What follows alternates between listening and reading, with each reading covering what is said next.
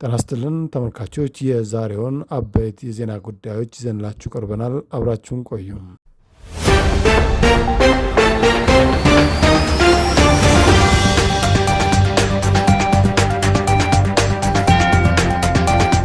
ብሔራዊ ባንክ የ7 በመቶ ዝቅተኛ የቁጠባ ወለድን አነሳው።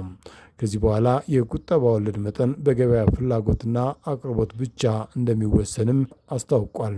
ዝቅተኛውን የወለድ መጠን ማንሳት ያስፈልገው በኢኮኖሚ ውስጥ የሚዘዋወረውን የገንዘብ መጠን በመቆጣጠር የዋጋ ንረትን ለማረጋጋትና በባንኮች መካከል የሚደረገውን ውድድር በማሳደግ ቁጠባን ለማበረታታት ነው ተብሏል።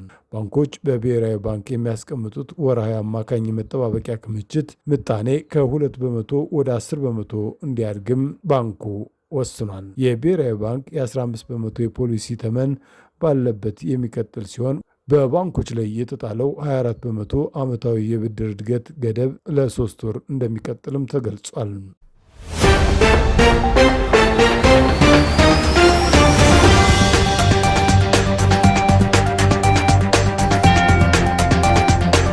መንግስት ቲክቶክ እና ዩቲዩብን ጨምሮ በዓመት ከ2 ሚሊዮን ብር በላይ ገቢ የሚያገኙ የዲጂታል ይዘት ፈጣሪዎችን ግብር ለማስከፈል የሚያስችለውን ረቂቅ ደንብ ማዘጋጀቱን አስታወቀም።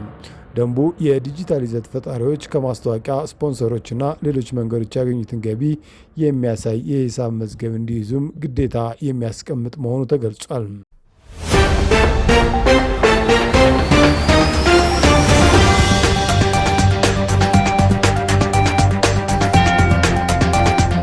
ትህነግ ተፈናቃዮችን ለፖለቲካ መጠቀሚያነት እያዋለ ነው መባሉን ውድቅ አድርጓል። ትህነግ የትግራይ ህዝብ ለፖለቲካ መጠቀሚያነት እያዋለና በረሃብ እየቀጣ ይገኛል ሲሉ የብሔራዊ አደጋ ስጋት ስራ አመራር ኮሚሽን ኮሚሽነር ሽፈራው ተክለማርያም ትህነግ መሰረታዊ ፍላጎቶችንና የሰብአዊ ቀውሶችን ለፖለቲካ ዓላማዎች እያዋለ ነው በማለት ወቀሳ አቅርበዋል። ለዚህም ትህነግ ለተፈናቃዮች ተብሎ የተላከን እርዳታ የዓለም ትኩረት ለመሳብ ለሚሰራው ድራማዊ ፕሮፓጋንዳ እየተጠቀመበት መሆኑን ኮሚሽነሩ መግለጻቸው የሚታወስ ነው።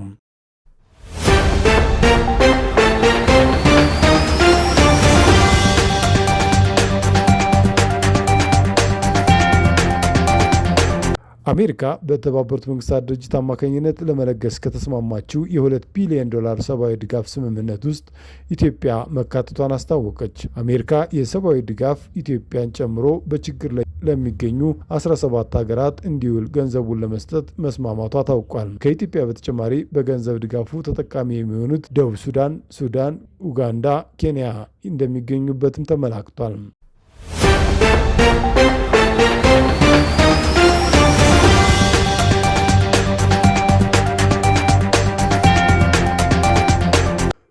በአዲሱ የአውሮፓውያኑ ዓመት በሶማሊያ የባህር ክልል ውስጥ ነዳጅ ለማውጣት ቁፋሮ እንደምትጀምር ፕሬዚዳንት ሬሲፕ ታይብ ኤርዶጋን አስታወቁም።